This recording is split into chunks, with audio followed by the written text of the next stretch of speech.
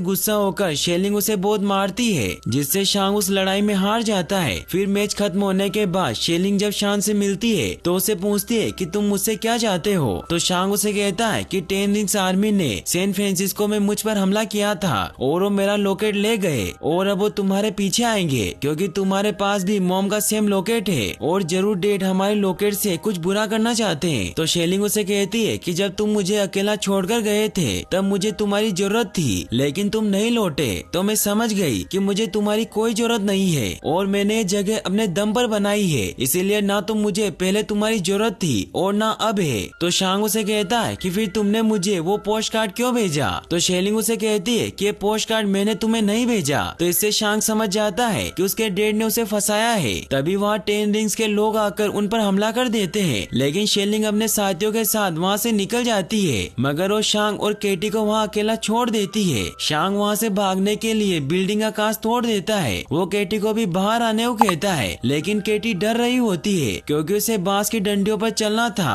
तो शांग उसे कहता है कि एक बार हम नीचे चले गए तो हम यहाँ से भाग सकते हैं। तो केटी भी मान जाती है। फिर वो दोनों साथ में लिफ्ट तक जाने लगते हैं, लेकिन तभी 10 रिंग्स आर्मी के लोग उन्हें देख लेते हैं। तो शांग केटी को कहता है कि तुम आगे जाओ, मैं इन्हें रोकता हूँ। फिर शांग सभी लोगों से लड़ने लगता है। केटी जब आगे जाने लगती है तो एक फाइटर उस पर अटैक करके उसे नीचे गिरा देता है, लेकिन तभी शेलिंग वहाँ आकर उसे बचा लेती है। फिर शेलिंग और शांग साथ में 10 रिंग्स आर्मी के साथ लड़ने लग जाते हैं। शांग शेलिंग से कहता है कि तुम तो हमें मरने के लिए छोड़ गई थी। तो शेलिंग उसे कहती है कि अब तुम समझ गए होंगे कि जब कोई मुसीबत के वक्त तुम्हें छोड़कर चला जाता है तो कैसा लगता है। फिर